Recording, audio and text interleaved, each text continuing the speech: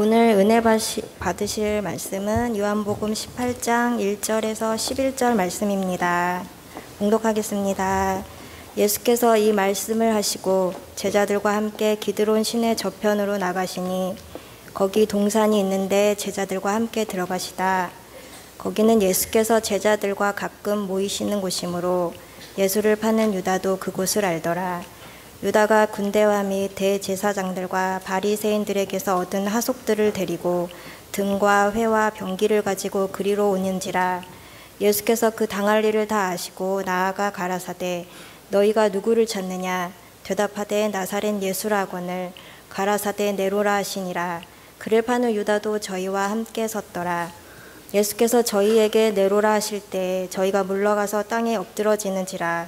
이에 다시 누구를 찾느냐고 물으신데 저희가 말하되 나사렛 예수라 하거늘.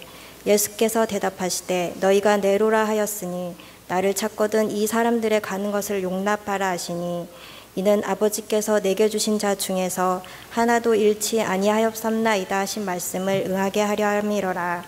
이에 시몬 베드로가 검을 가졌는데 이것을 빼어 대제사장의 종을 쳐서 오른편 귀를 베어버리니 그 종의 이름은 말고라. 예수께서 베드로더러 이르시되 검을 집에 꽂으라. 아버지께서 주신 잔을 내가 마시지 아니하겠느냐 하시니라. 아멘. 예수님께서 이 땅에 오셔가지고 33년의 생애를 사는데 바로 전날 밤, 그날이 목요일입니다. 이 목요일 밤이 지나가면 이튿날 아침이 금요일이에요. 예수님이 새벽 미명에 해가 뜨기도 전에 예수님은 잡히십니다. 그리고 9시 정도에 예수님은 십자가에 달려 죽으십니다. 바로 죽음의 시간이 착각 하고 자기를 향하여 가까이 와 있는 것을 예수님이 알고 있었습니다. 그래서 요한복음 13장부터 바로 우리는 지나간 2월부터 13장을 보았습니다. 바로 예수님께서 마지막 식탁입니다. 이 저녁 식사를 마치고 예수님은 오늘 기드론 시내를 건너 그리고 겟세마네 동산으로 들어가십니다. 마지막의 만남입니다. 이 엄숙한 순간에 예수님께서 마지막 식탁을 베풀면서 하셨던 말씀이 요한복음 13장의 말씀입니다. 우리는 13장에서 예수님께서 마지막 밤에 이렇게 시작하는 말씀을 13장 1절에서 배웠습니다. 이제 예수님께서 아버지께로 돌아가실 때가, 유월절 전에 예수께서 자기가 세상을 떠나 아버지께로 돌아가실 때가 이른 줄 아시고, 오늘 밤에 이 식탁이 마지막 식탁입니다. 이 식사를 마치고 내일이면 이 세상을 떠나 아버지께로 갈 것을 예수님이 아시고, 이제 사랑하는 제자들과 마지막 장면, 마지막에 무엇을 남겨주고 싶다. 예수님이 그렇게 사랑하던 제자들, 마지막 날 밤에 무엇을 하였을까? 여기서 성경이 이렇게 말해요. 자기 사람들을 사랑하시되 끝까지 사랑하셨느니라. 마지막에 끝까지 사랑, 가장 깊고 완전한 사랑, 그 사랑을 오늘 저녁에 보여주기를 원한 것입니다. 바로 그것이 두 가지인데, 하나는 제자들의 발을 씻겨드리는 세족식입니다. 예수님께서 대야에 물을 가져오시고 제자들의 발을 하나하나 닦아주면서 너희도 가서 이와 같이 하라 라고 말씀합니다. 두 번째로는 예수님께서 떡을 떼어 주시면서 이거는 내가 너희를 위하여 찢기는 내 살이다. 두 번째, 잔을 주시면서 이것은 내 피다. 그러니까 마지막 남겨주고 싶은 것이 뭐냐면 섬김과 나눔입니다. 여러분, 여러분의 인생을 차원을 조금 높여서 살아보시기를 부탁합니다. 조금 높여서 여러분의 인생을 살아보십시오. 여러분이 이 세상을 다 살고 난 다음에 무엇을 남기고 갈 것인가? 그냥 말은 뻔지로 해요. 뭐 호랑이는 가죽 남기고 사람은 이름. 그래, 어떤 이름을 남기려고 그러세요? 예수님은 마지막 밤에 제자들을 사랑하시되 끝까지 사랑하셨느니라. 첫 번째가 뭐였다고요? 예수님께서 제자들의 발 씻겨주는 것. 사랑하는 여러분, 여러분 대접을 받을 생각을 마십시오. 진짜 사랑은 남을 대접하는 것입니다. 이와 같이 하는 것입니다. 여러분들 그동안에 예수 잘 못 믿었다면 오늘 이 시간에 버리시기를 바랍니다. 누가 나를 대접할까? 누가 나를 인사할까? 누가 나에게 대접해 줄까? 이런 생각은 다 버리시고 제자다운 생각, 오늘 크리스찬다운 사람, 정말 하나님의 사람다운 사람, 예수에게 배우는 사람, 예수를 인생의 모델로 삼고 금바위 얼굴로 삼아 예수처럼 살기를 갈망하는 사람. 그 사람은 어떻게 사는가? 남을 섬기는 거예요. 두 번째, 자기에게 있어서 가장 소중한 것을 주는 것입니다. 자기 살을 주고 피를 줍니다. 그리고 제자들에게 이 모습을 보입니다. 그리고 예수님께서 오늘 밤이 끝나면 나는 내일 십자가에 달릴 것에 대하여 이야기를 하죠. 그때 제자들이 두려웠습니다. 헐, 이제 우리는 어떻게 살아야 하는가? 그때 예수님이 이렇게 말합니다. 하나님을 믿으니 곧 나를 믿어라. 너희가 하나님을 아버지로 믿느냐? 혹시 너희 고아 아니야? 하나님 믿는 것 같이 하나님이 정말 내 아버지입니까? 하나님을 아버지로 믿는 자는 또 나를 믿어라. 예수님을 누구로 믿으라고요? 예수님이 지금 말하기를 또 나를 믿어라. 또 나를 믿는다는 것, 예수를 믿는다는 것은 더 무엇인가? 예수님께서 이렇게 말하죠. 내가 길이요, 내가 진리요, 내가 생명이다. 어떻게 천국 가냐고요? 예수님 손잡고 가는 것입니다. 무엇이 진리냐고요? 여러분이 오늘까지 배워온 것은 진리가 아닙니다. 오늘까지 여러분이 알고 있는 것은 진리가 아닙니다. 진리는 무엇이냐면 예수님의 말씀이 진리입니다. 그리고 우리의 생명은 썩어지고 사라질 육신의 각혼입니다. 그러나 예수님이 우리에게 주시는 생명은 영원한 생명입니다. 앞으로 어떻게 살 거 염려하십니까? 어떻게 살면 좋을까 고민되십니까? 오늘 이 시간에 하나님이 아버지시라면 예수를 뭐라고요? 예수를 나의 길이요 진리요 생명으로 믿어라. 그러면 예수님을 믿습니다. 그 다음에는 우리가 어떻게 삽니까? 무엇을 해야 됩니까? 내 능력은 어느 정도입니까? 여러분 도대체 얼만큼의 능력 갖고 있습니까? 여러분이 염려하면 키가 한 자나 클 수 있습니까? 여러분이 염려하면 생명을 연장할 수 있습니까? 도대체 여러분의 경영, 여러분의 인생은 누가 경영하는 것입니까? 예수님이 요한복음 15장에서 너희는 누가 경영하냐면 하나님이 경영한다라고 말하고 있습니다. 우리는 다 내가 경영하는 줄 압니다. 그래서 내가 열심히 계획을 세우고 내가 플랜을 짭니다. 안 되면 B 플랜, 여러 가지를 만듭니다. 그러나 사람이 자기 길을 계획할지라도 내 인생의 발걸음을 인도하시는 분은 하나님이십니다.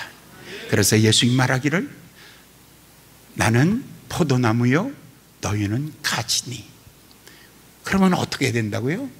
너희를 경영하시는 분이 하나님이시다. 하나님이 빛을 주시고 공기를 주시고 아름다운 산소를 주시고 바람을 불어 이 나무가 자라게끔 하는 것이다. 여러분, 봄바람이 살랑살랑 불어오지 아니하면 절대로 나무 위에 그 새순이 안 나옵니다. 봄바람이 살랑살랑 불어올 때 물을 밀어 올리는 것입니다. 영양분을 밀어서 어디까지? 새순에게 영양분을 밀어 올려주는 것입니다. 바로 이 일을 여러분을 누가 키우시냐면 하나님이 하신다는 겁니다. 내 아버지는 농부라. 너희가 내 안에, 내가 너희 안에 있으면 이 나무는 절로 열매를 맺나니 너희가 나를 떠나서는 아무것도 할 수가 없느니라.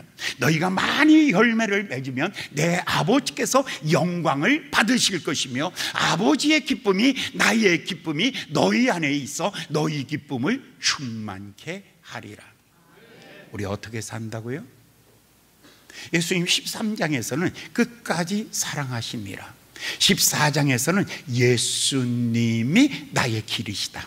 15장에서는 하나님이 나의 경영자가 되신다. 나를 경영하시는 분은 하나님이시다. 그리고 16장에 옵니다. 16장에 예수님께서 너희가 실족지 않기 위하여 내가 이제 아버지께 구할 것이다. 이제 아버지께 구하면 바로 너희를 위하여 보혜사 성령을 보내실 것이다. 너희를 고아와 과부처럼 버려두지 아니할 거야.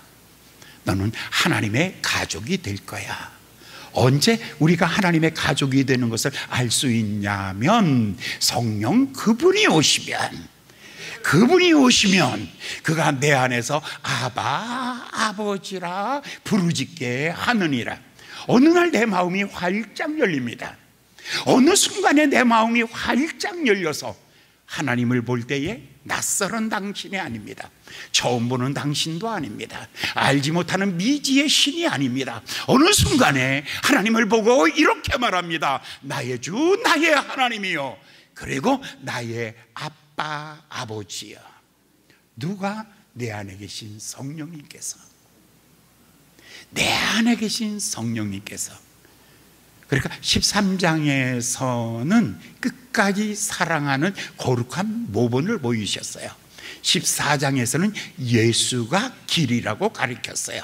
15장에서는 하나님이 너희의 경영주가 된다라고 가르쳤어요. 그리고 16장에 와서는 성령님께서 너희를 고아와 과부처럼 버려두지 아니하고 보혜사 성령이 오시고 너희를 진리 가운데로 인도하시리라 라고 이렇게 말씀했죠. 그리고 우리가 4주간 동안 배웠던 17장으로 넘어가면서 이 이야기를 제자들과 식탁에서 밥을 먹으면서 자연스럽게 한 거예요. 이제 식사를 마쳤어요. 이제는 일어나서 떠나야 될 자리가 됐어요. 예수님이 이제 자리에서 일어나서 제자들과 헤어지는 그 시간이 가까이 온 거예요. 예루살렘 성 안에서 마가의 다락방이라는 곳에서 지금 모여 있는 거예요. 이제 성전 문을 열고 이제 여기서 나가면 황금문이라고 성전 뒤에 그 성 예루살렘에는 문이 한 12개 정도 있어요. 근데 그 중에서 황금문을 빠져나가요. 근데 바로 이제 나가기 직전에 이제 이 모든 것을 다 말하고 난 다음에 요한복음이 1장, 2장, 3장, 16장까지 말씀을 다 마치고 난 다음에 마지막이 뭐냐면 예수님의 기도예요. 예수님의 기도는 예수님께서 오늘까지 말했던 모든 것을 함축하고 있어요. 예수님이 하나님 앞에 기도할 때에 대제사장의 기도가 요한복음 17장이에요.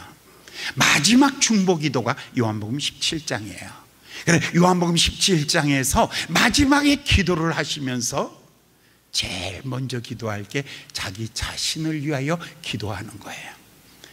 여러분, 우리는 북한을 위해서, 저 아프리카를 위해서, 저 남미를 위해서 여러분 기도하시죠. 그러나 더 중요한 것, 여러분이 누군가를 여러분이 하나님 앞에 여러분이 서 있는 내가 누군가를 놓고 하나님 앞에 먼저 기도해야 될 것이에요. 17장에 가면 예수님께서 이렇게 말합니다. 아버지요, 17장 예수께서 이 말씀을 하시고 눈을 들어 하늘을 우러러 가라사대 아버지여 때가 이르렀사오니. 언제든지 예수님은 하나님을 향하여 친밀감을 가지고 있습니다. 좋을 때나 나쁠 때나 변함없이 예수님의 공생애를 시작하면서 어떤 때는 공생애를 마칠 때, 어떤 때는 십자가에서 마지막에 예수님이 말씀할 때에도 그는 변함없이 늘 하나님을 향하여 아버지여 내 영혼을 아버지 손에 맡기나이다. 오늘은 이렇게 말해요. 아버지여 때가 되었습니다. 아들을 영화롭게 하시옵소서. 그래서 이 아들로 아버지를 영화롭게 하여 주시옵소서. 내가 영광스러워진다는 것은 이제 내가 높은 자리를 탐하는 것이 아니라 이제 아버지께서 내게 주신 이 순명의 십자가를 내가 감사함으로, 내가 기쁨으로, 내가 영광스럽게 이 십자가를 지게 하여 주시옵소서. 여러분이 기도할 제목이 있다면 높은 자리에 가서 돈을 탐하는 것보다 사랑하는 여러분, 마땅히 여러분들이 당상교육, 당연한 것, 마땅히 해야 될 것, 인생이 해야 될 일, 마땅한 것, 그것을 기쁨으로 할 수 있게 하여 주시옵소서.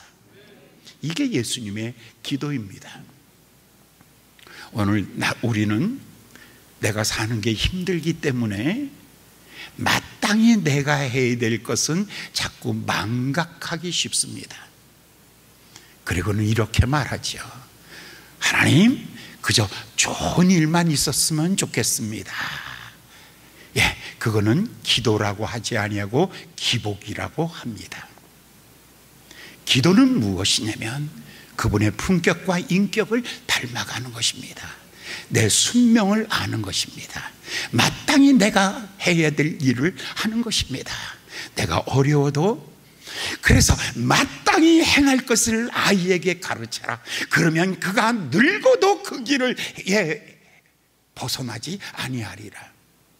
마땅히 해야 될 일을 기도하십시오. 기도란 그것입니다. 크리스찬은 크리스찬다움을 기도하십시오. 예수쟁이는 예수쟁이다움을 기도하십시오. 근데 우리는 마치 예수와는 전혀 상관이 없고 하나님과 전혀 상관없고 이 세상에서 모든 사람 앞에 잘 나가는 것만 위하여 기도하고 그것이 되면 다 됐는 줄 착각하고 있기 때문에 오늘 우리 크리스찬들의 마음이 이렇게 공허하고 손가락질 당하고 침뱉음 당하고 비난당하는 것이 우리가 우리답지 못한 거예요. 예수님이 이렇게 말하잖아요. 아버지여 아들을 영화롭게 하시옵소서. 십자가는 고통입니다. 눈물입니다. 그러나 눈물이라고 말하지 않게 하시고 고통이라고 말하지 않게 하시고 이 순명의 길을 영광이라고 알게 하여 주시옵소서. 인생의 최고의 영광이 있다면 아버지께서 내게 맡기신 그 모든 일을 다 마치고 난 다음에 내가 아버지 앞에 섰을 때에 주여 주께서 내게 명하신 것을 다 이루어 이제 아버지께로 돌아왔나이다 라고 고백하는 이 귀향의 순간, 이것이 크리스찬에게 있어서의 영광의 순간이며 이것이 멸류관의 순간이며 우리가 꿈꾸며 바라보는 아름다운 순간이십니다. 저 멀리 배는 나의 시온성, 정말 아득하게 보이는 그 시온성, 가다 지치고 넘어지고 지치고 넘어져도 마침내 우리는 영광스러운 주님 앞에 설 것입니다. 그날이 우리에게 다가오고 있습니다. 그때 여러분들 세상에 헛된 곳 구하기보다는 하나님 앞에 영광스럽게 설 순명의 시간을 생각하면서 예수님처럼 기도하셔야죠. 아버지여 아들을 영화롭게 하시옵소서. 마땅히 내가 할 일을 감사함으로 하게 하시고 기쁨으로 행하게 하시고 그래서 그것이 아버지의 영광이 되게 하여 주시옵소서. 얼마나 아름답습니까? 그리고 제자들을 위하여 기도하죠. 아버지와 아버지께서 내게 맡긴 사람, 이제 내가 잘 보존했습니다. 그 안에 생명과 하나님의 나라와 하나님의 성품을 만들었으니 11절에 이제 잘 보존했으니 아버지와 아버지의 명예와 아버지의 이름을 위하여 이를 잘 지켜주시옵소서. 그리고 진리로 거룩하게 살아가게 하여 주시옵소서. 이제 이들을 통하여 또다시 전도되는 하나님의 교회를 위하여 기도합니다. 내가 아버지 안에 있고 아버지가 내 안에 있는 것처럼 저들도 저들끼리 있지 않게 하여 주시옵소서. 오늘 사랑하는 여러분, 이 자리에 오신 분들은 감리교회는 감리교인끼리, 침례교회는 침례교인끼리, 성결교회는 성결교인끼리, 장로교회는 장로교인끼리, 그런 천국이 아니에요. 그런 거 뭐 줄 그어놓고 여러분, 이거 우리 땅, 이거 우리 나라, 이거 우리 거, 여러분 하늘에서 내려다 보니까 아무것도 없어. 우주에서 보면 그거 아무것도 없어. 그렇게 살지 마시고 하나님이 내 안에 있고 내가 아버지 안에 있는 것처럼 저들도 우리 안에 있게 하여 주시옵소서. 하나님 안에 들어가지 못하고 아직도 교회 안에 머물러 있는 사람, 하나님 안에 거하지 못하고 아직도 교파 안에 거하여 있는 목사들, 하나님 안에 거하지 못하고 아직도 형식의 틀에서 벗어나지 못하는 여러분들, 여러분, 애벌레가 높이 날기 위해서는 애벌레가 그 어디 고치 속에 들어가야 됩니다. 거기서 나올 때 날개가 생겨져서 나비가 되어서 하늘을 나르게 되는 것입니다. 사랑하는 여러분, 제발 여러분 인생의 고치에 들어가서 머물지 마시고 좀 여러분의 어깨에 힘이 좀 생겨가지고 거기서 나오시기를 바랍니다. 자, 이제 이렇게 하면 13장, 14장, 15장, 16장, 17장까지 왔습니다. 이제 18장으로 오시면서 이제 제일 먼저 18장 1절을 다 같이 한 목소리로 봉독합니다. 다 같이 한 목소리로 봉독합니다. 시작.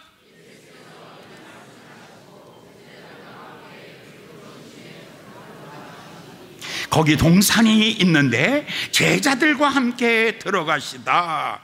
여기 앞에 보면 이렇게 말하죠. 예수께서 이 말씀을 하시고, 그러니까 13장, 14장, 15장, 16장, 17장까지 이걸 다 묶어가지고 이 말씀을 하시고, 그리고 난 다음입니다. 제자들과 함께 기드론 시내를 건너가시니라. 이제 문을 열고 나왔습니다. 다락방에서 나오니까 깜깜한 어둠입니다. 그들이 이 예루살렘 구역에서 이제 내려와 가지고 성전 모퉁이를 돌고 나오면 거기 황금의 문이라고 문이 하나 있습니다. 그 문을 열고 나오면 기드론 시내라고 그런 기드론 시내가 있습니다. 이 기드론 시내를 건너가면 겟세마네 동산이라고도 하고 올리브산이라고도 하고 감람산이라고도 합니다. 이 산을 넘어가면 베다니가 있습니다. 이 코스는 예수님께서 늘 잘 다니던 길입니다. 이제 어쩌면 내가 그렇게 많이 다니던 길, 베다니에 누가 있었죠? 베다니에 마리아, 나사로가, 그리고 시몬도 거기에 살았죠.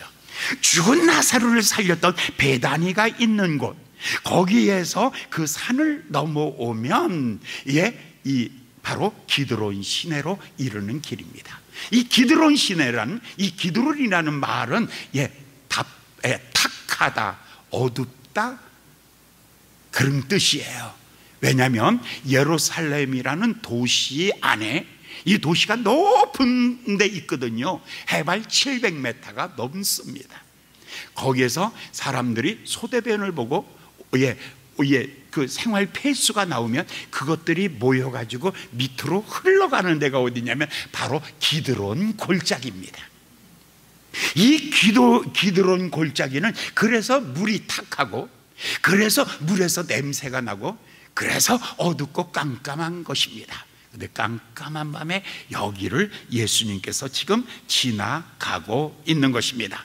근데 여기 성경에 제일 먼저 여기를 건너간 사람이 있는데, 이것이 사무엘상 15장에 보면 14절에 보면 다윗이 밤에 맨발로 여기를 건너갑니다. 얼마나 급했던지. 사무엘하 15장 14절에 보면 다윗이 예루살렘에 있는 모든 신복에게 이르되 일어나 도망가자. 그렇지 않으면 우리 한 사람도 압살롬에게 피하지 못하리라. 빨리 가자, 두렵건대. 그러면서 그 왕궁 안에 있던 사람들을 재촉해가지고 황금의 문을 빠져나와 바로 이 기드론 시내를 건너서 도망갑니다. 누구의 난이라고요? 압살롬. 아들이 아버지를 죽이려고 칼을 들고 반역이 일어난 것입니다. 그때 사람들이 이렇게 말하죠. 다윗을 잡아라, 다윗을 죽여라. 이 온통 성 안에 메아리치고 있는 거예요. 이 소리를 듣고 있던 다윗이 얼마나 두려웠던지 신발도 신지 못하고, 그리고 그의 사람들하고 함께 바로 이 기드론 시내를 울면서 건너갑니다. 그러면서 23절에 보면 이렇게 말합니다. 온 땅 사람이 대성통곡하며 모든 인민 앞에 건너매 왕도 기드론 시내를 건너 광야 길로 향하니라.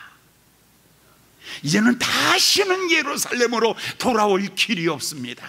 이제는 영원히 아들의 칼날에 죽을 수밖에 없는 이 마지막에 피정의 길을 가고 있는 것입니다. 이때에 눈물을 흘렸던 다윗, 오늘 이제 예수님은 다시는 예루살렘으로 가지 못합니다. 이제는 시계가 거꾸로 갈 수 없는 죽음을 향하여 떠나가고 있는 예수님의 모습을 우리가 함께 봅니다. 그렇죠? 이렇게 함께 보는 것입니다. 그런데 마가복음 14장 26절에 보면 이에 찬미하고 감람산에 나아가니라. 32절에 보면 저희가 겟세마네라는 곳에 이르러 예수님이 이렇게 기도하죠. 아바 아버지여, 아버지께서 모든 것이 가능하오니 이 잔을 내게 옮기소서. 그러나 나의 원대로 마옵소서. 이것이 감람산이고 겟세마네라는 곳으로 간 것입니다. 마태복음도 26장 36절에 보면 이에 제자들과 함께 겟세마네라는 곳에 이르러 38절에 내 마음이 심히 고민하여 죽게 되었으니 너희는 여기 머물라 라고 이렇게 말하죠. 그런데 지명을 정확하게 쓰고 있어요. 공간복음에서 아까 우리 봤죠. 마태복음에서는 겟세마네, 마가복음에는 겟세마네, 누가복음에서는 39절에 보면 감람산이라고 이렇게 말해요. 그리고 42절에 보면 누가복음 아버지여 만일 아버지의 뜻이거든 이 잔을 내게서 옮기소서. 아버지의 뜻대로 하소서. 사자가 하늘로부터 예수께 나와 힘을 돋더라. 그가 힘쓰고 애쓰고 더욱 간절히 기도하니 땀이 땅에 떨어지는데 핏방울 같더라. 자, 여기 장면에서 마태도 여기가 어디라고 말했냐면 겟세마네라고 분명히 말해요.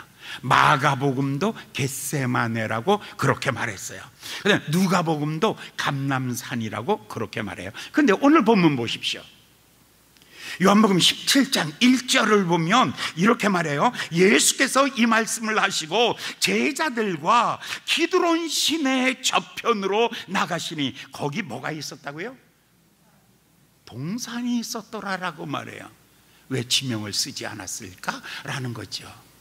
마태, 마가, 누가, 요한복음에서 세 복음에서는 다 지명을 쓰고 있어요. 지명을 쓰면 우리의 생각이 한계가 있어요. 거기에 국한되어 있어요. 그러나 지명을 쓰지 아니하면 상상이 더 커져요. 그래서 동산이라고, 요한은 동산이라고 쓰는 거예요. 이 동산에 대한 추억이 어디까지 올라가냐면, 요한이 지금 예수님께서 동산에 가셨다, 이 동산을 요한은 뭐 어디를 생각하고 있냐면 창세기 2장에 나오는 동산까지 더 깊이 올라가고 있어요. 우리는 종종 교회 건물만 생각하면 우리의 생각은 좁아져요. 신앙생활에 교회가 아니라 우리가 교회라고 하면, 교회가 얼만큼 크냐면 전 세계가 다 교회가 되는 것처럼, 오늘 지금 다른 복음서에서는 지명을 쓰고 있는데 요한은 지명을 쓰지 아니하고 동산이라고 썼어요. 이 동산에 대한 추억이 있는 거죠. 성경에 동산에 대한 추억이 제일 먼저 나오는 것이 어디냐면 창세기 2장 8절에 여호와께서 동방에 에덴 동산을 창설하시고, 지금 예수님은 지금 어디로 가고 있냐면 동방에 있는 그 에덴 동산으로 들어가고 있다. 겟세마네 동산이 아니라 어디로 들어가고 있냐면 에덴 동산으로 들어가고 있는 상상을 갖게 되는 것이에요. 15절에 보면, 창세기 2장 15절, 여호와 하나님이 그 사람을 이끌어 에덴 동산에 두셨더라. 그러니까 아담은 바깥에서 만들었다가 그 다음에 에덴 동산 안으로 인도해 들으신 거예요. 그러면서 하나님이 이렇게 말하죠. 에덴 동산의 중앙에 있는 선악과는 먹지 마라. 나머지는 내 마음대로 다 먹어라. 그런데 마귀가 와서 선악과를 먹어라. 그러면 너는 하나님처럼 되는 거야. 그래서 하나님의 말씀에 불순종을 하죠. 하나님께서 먹지 말라고 하는 것을 따먹어요. 이것을 따먹고 난 다음에 창세기 3장 23절에 보면 하나님이 에덴 동산에서 그 사람을 내어보내셨어요. 근데 더 강하게 24절에 표현하고 있어요. 하나님이 에덴 동산에서 그 사람을 뭐라고요? 쫓아내어 버리셨다 라고 말하고 있는 거예요. 누구죠? 아담이었어요. 왜 내보냈죠? 하나님의 말씀에 불순종했죠. 하나님께서 선악과를 만들어 놓으시고 이것은 먹지 마, 이거는 내 것이야, 이 나머지는 다 내 것이야, 네가 다 가져. 근데 마귀가 와서 아니야, 네가 그거를, 가장 중요한 키포인트 거기 있어, 너가 그거 먹으면 하나님처럼 되는 거야. 그게 뉴 에이지 운동이에요. 그랬더니 그걸 먹고 난 다음에 하나님이 뭐 하는 거예요? 이제 쫓아내어 버려 두신 거예요. 지금 예수님이 어디로 들어가고 계시냐면 이 동산에 들어가서, 그 동산의 기도가 무엇이었죠? 아버지요, 할 수만 있으면 이 잔을 내게서 물쳐 주시옵소서. 그러나 나의 원대로 마옵시고 아버지의 뜻대로 하옵소서. 첫 번째 아담은 불순종함으로 에덴 동산에서 내어 쫓겨버리고 말았지만 그걸 누가 회복하고 있는 거예요? 예수님께서 지금 오늘 밤에 마지막에 인류 최초의 거절되었고 쫓겨났던 그 아담을 회복하기 위하여, 인간성을 회복하기 위하여, 인간의 본래의 성품을 회복하기 위하여 예수님께서는 동산으로 들어가셔서 거기에서 엎드려서 예수님이 통곡하면서 기도하기를, 힘쓰고 애쓰고 땀방울이 흘려지고 핏방울이 쏟아가면서 예수님의 기도는 이것이었습니다. 내 뜻대로 마옵시고 아버지 뜻대로 하옵소서. 이것이 예수님의 기도고 이것이 예수님의 대제사장의 사명입니다. 대제사장은 백성을 위하여 죽기를 각오하는 것입니다. 순종을 위하여 기꺼이 자기 목숨을 버리는 것입니다. 불순종을 하였던 아담으로 말미암아 쫓겨났던 이 에덴 동산을 예수님은 그 동산 안에 들어가서 거기서 무릎을 꿇어 아버지의 뜻대로 하시옵소서, 아버지의 뜻대로 하시옵소서. 딱 한 가지의 기도 제목. 그날 밤에 예수님의 기도의 제목은 딱 한 가지예요. 나를 쳐서 주의 말씀 앞에 복종하며, 사랑하는 여러분, 아직도 주님 앞에 복종하거나 여러분이 순종하지 못하는 것, 그것이 있다면 오늘 이 시간에 내려놓으시고, 사랑하는 여러분, 예수님처럼 나도 주님 앞에 순종하기를 원합니다 라고 이렇게 말하는 여러분 되시기를 예수님의 이름으로 축원합니다. 여기서 부르짖어 기도하죠. 그때 이 기도하는 장면은 예수님의 기도를 가리킬 때에,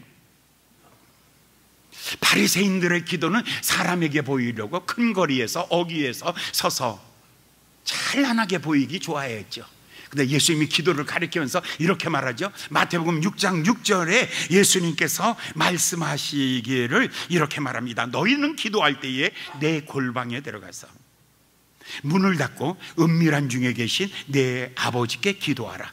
은밀한 중에 보시는 내 아버지께서 갚으시리라. 지금 예수님께서는 골방을 만들고 있어요. 이 동산이 무엇이냐면 하나님의 말씀 앞에, 오직 주님 앞에 나를 쏟아놓고 내가 엎드려서 아버지만 의식하고 주의 말씀만 사모하는 골방이 만들어지고 있는 것입니다. 겟세마네 골방. 이 겟세마네 골방에서 오직 하나님과 나 사이,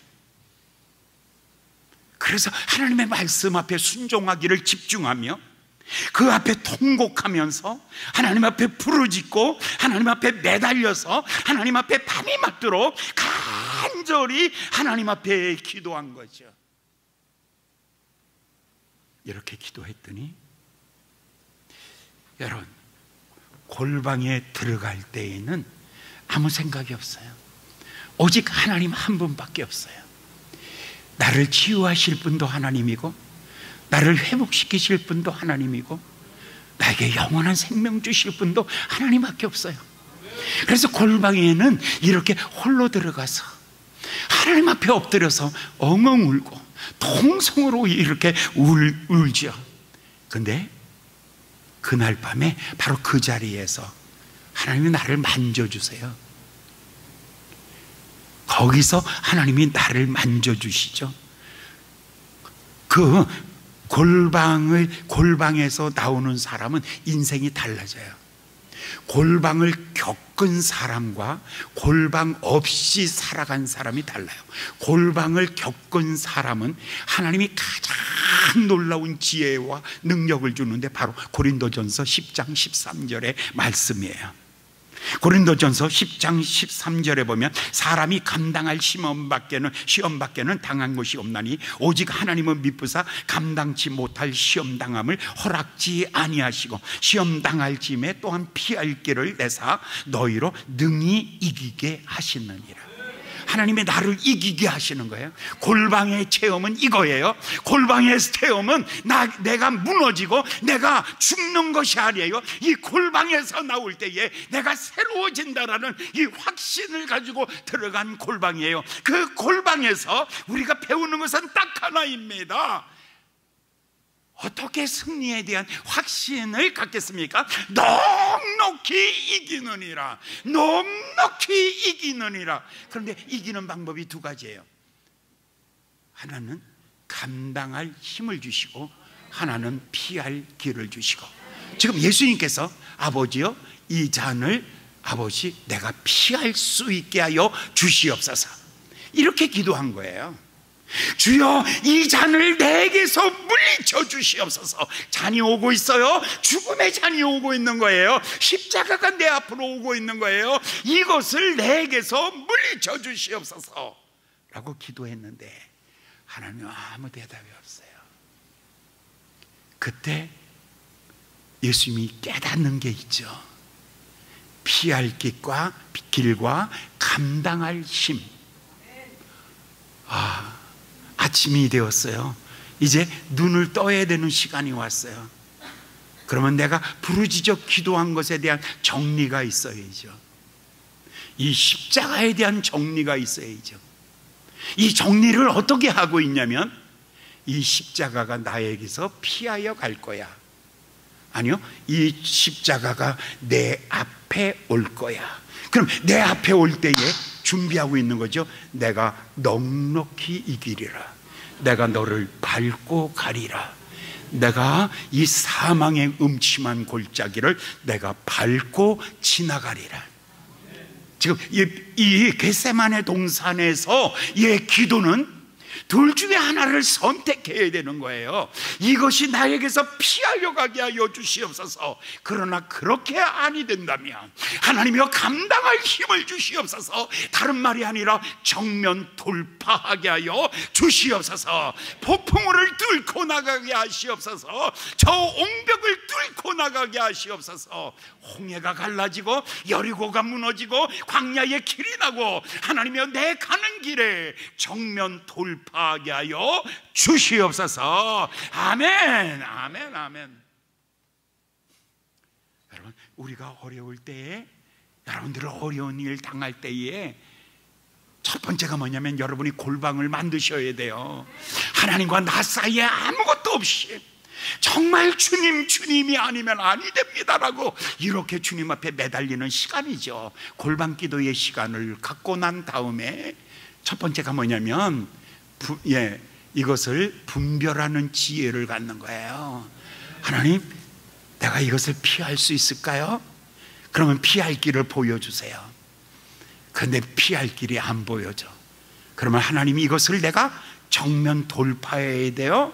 그러면 정면 돌파할 때를 주시옵소서. 자, 첫 번째는 분별입니다. 영적 분별의 능력입니다. 이 분별의 능력을 지나가면 그 다음에 뭐를 갖냐면 이제 힘을 함축하는 겁니다. 내가 사는 이유가 이것과 싸워. 그러니까 모든 힘을 한 군데다 모아가지고 쏘는 거예요. 그러니까 활을 쏠 때에 화살 끝에다가 끝과 관역에다 놓고 이걸 그냥 잔뜩 배에 잡아당겨서 쏘는 겁니다. 온 생각과 그리고 모든 거 다 집중돼 가지고 쏘는 거예요. 내가 오늘까지 살면서 왜 살았는가를 아는 거죠. 요한복음 2장 4절에 보면 여자여 내 때가 이르지 아니하였나이다. 요한복음 7장 6절에 보면 예수님의 제자들의 형제들에게 말하죠. 명절 초막에 예루살렘으로 올라가자 하니 예수님이 다시 말하죠. 내 때가 되지 아니하였나이다. 7장 8절에 보면 내 때가 아직 이르지 아니하였나. 그런데 어느 순간에 예수님이 이것을 운명처럼 받아들이기 시작해요.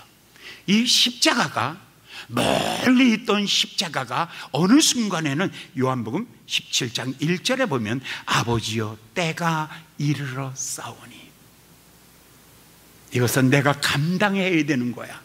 그러면 자리에서 벌떡 일어나죠. 그리고 굉장히 비장해요.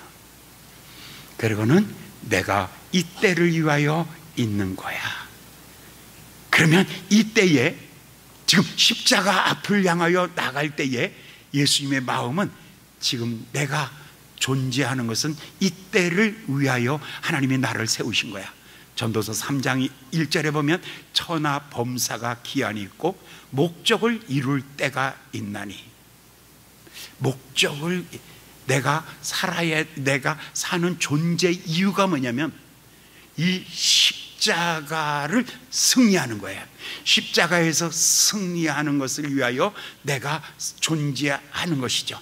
그래서 11절에 말하기를 하나님이 모든 것을 지으시되 때를 따라 아름답게 하셨느니라. 아버지여 아들을 영화롭게 하시옵소서. 지금 자기에게 뭐 하냐면 자기를 격려하는 거예요. 하나님, 내 때가 되었습니다. 이제 내가 영광을 받을 때가 되었습니다.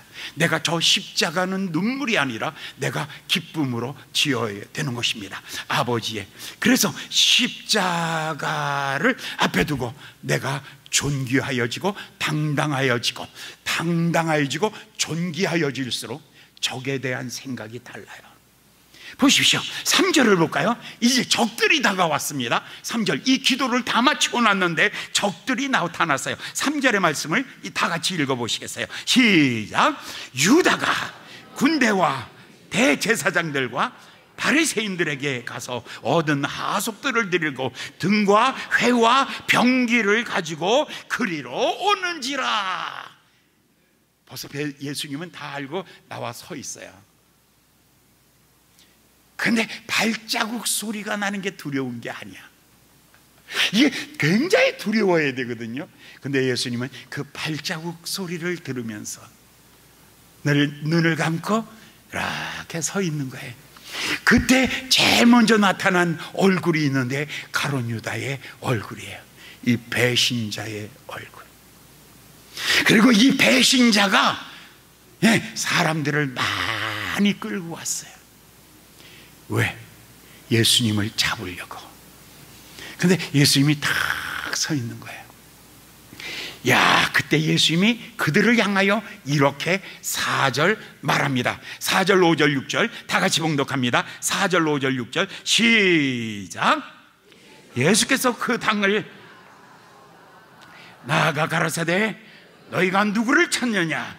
대답하되 나사렛 예수라 하거늘 가라사대 내노라 하시니 그를 파는 유다로 저희가 다 함께 섰더라. 6절, 예수께서 저에게 내노라 하실 때에 저희가 다 물러가 땅에 엎드려 지는지라.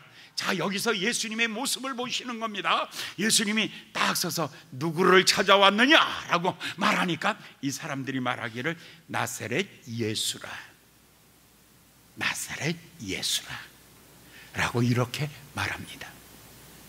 그때 예수님께서 나 아니야, 쟤야.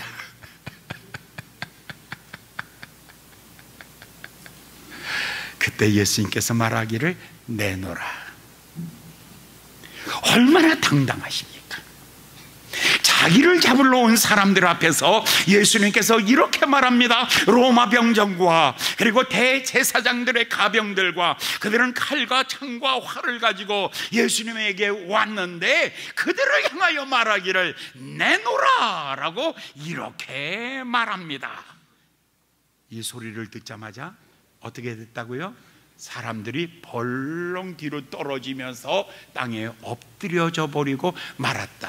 자, 이 장면을 가지고 우리는 어떻게 표현하는 게 좋을까? 이거 무엇이라고 썼으면 좋을까? 나는 이 장면을 보며 그 옛날 다메섹 노상에서 그 살기 등등하게 막 하던 사울이 하늘에서 호련히 빛이 쏘아지며 눈이 어두워졌을 때 땅에 엎드려져서 묻죠. 내 앞길을 막고 있는 당신이 누구입니까? 라고 물을 때에 그때 예수님이 말하기를 내가 핍박하는 나 예수니라 라고 할 때 땅에 꼬꾸러지면서 엎드린 거예요. 지금 예수님께서 내노라 할 때 그때 어떻게 됐어요? 그들 모두가 다 뒤로 나가서 자빠지며 꼬꾸라지며 이것을 경이로운 영광 앞에 꼬꾸라짐이라고 그렇게 말하는 것입니다. 경이로운 영광 앞에, 하나님의 영광 앞에 그들이 그렇게 꼬꾸러져 버리고 말았던 것입니다. 사랑하는 여러분, 이게 바로 예수님의 위대함입니다. 사랑하는 여러분, 여러분 당당하십시오.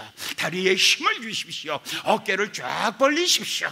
그리고 이렇게 세상을 향하여 말하십시오. 내로다, 나는 하나님의 사람입니다 라고 이렇게 말하기를 예수님의 이름으로 축원합니다. 사무엘상 15장 5장 2절을 보면 블레셋에 언약궤가 있는데 다곤의 신전에다가 언약궤를 두었습니다. 그랬더니 이튿날 보니까 여호와의 궤가 있는데 다곤의 신이 엎부러지고 꼬꾸라져 버리고 말았던 것입니다.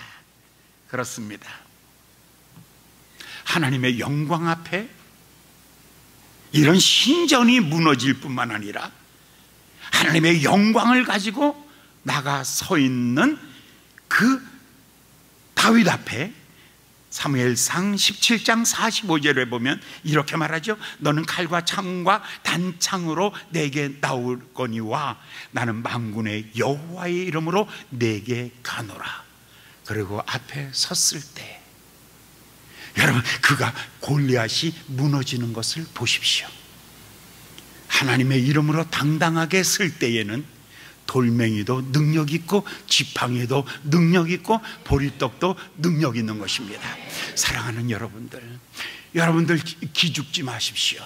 여러분 어깨를 축 늘어뜨리지 마십시오. 여러분 포기하지 마십시오. 여러분 낙심하지 마십시오. 여러분이 자리에 하나님 앞에 엎드리십시오. 골방을 만드십시오. 그리고 하나님의 지혜를 구하십시오. 그리고 여러분이 가지고 있는 모든 것을 다 동원하여 강하고 담대하게 가서 서십시오. 바로의 제국 앞에 서 있던 이 모세를 보십시오. 물맷돌을 들고 골리앗 앞에 서 있던 다윗을 보십시오. 수가성 여인에게 말하시는 예수님을 보십시오. 나는 뱃속에서 솟아나는 나는 샘물이야 라고 이렇게 말하지 않습니까? 사랑하는 여러분, 이것이 자기 선언입니다. 여러분, 아가서 1장 5절에 보면 이렇게 말합니다. 내가 비록 거무나 아름다우니 게달의 장막 같을지라도 솔로몬의 휘장 같도다. 천하 모든 사람이 날 부러워 아니하여도 나도 역시 세상 사람 부럽지 않네. 세상 모든 사람이 나를 비난하고 조롱하고 손가락질하고 내가 나를 보아도 어떤 날 내가 나를 보아도 낙심하고 포기할 수밖에 없는 그런 절망스러운 나를 보면서 내가 슬플 때가 있죠. 그럴 때마다 여러분 명절인데 남들처럼 화려하지 못하고 이럴 때마다 우리가 굉장히 낙심되죠. 그때마다 성경에 아가서 1장 5절에 내가 비록 거무나 그러나 하나님 보시기에 아름다운 것이고 겉사람은 게달의 장막과 같으나 그러나 솔로몬의 휘장보다 더 아름답도다. 골방에서 맞이하는 아침이 그렇습니다. 골방에서 맞이하는 아침은 사람들이 날 부러워 아니하여도 나 역시 세상 사람 부럽지 아니하고 당당하게 서서 선포할 것입니다. 나는 하나님의 사람입니다. 나는 하나님의 사람입니다. 하늘과 땅에 있는 모든 권세를 아버지께서 우리에게 주셨습니다. 우리는 하나님의 사람입니다. 우리는 하나님의 사람입니다. 여러분 당당하게 세상을 향하여 나아갈 수 있는 하나님의 사람 되기를 예수님의 이름으로 축원합니다. 기도하겠습니다. 자비로우신 귀하신 아버지 하나님, 오늘 아침 우리에게 주신 말씀 다시 한번 생각하며 이제 이 말씀 속에서 사는 저희들 되게 하여 주시옵소서. 예수님의 이름으로 간절히 기도하였나이다. 아멘.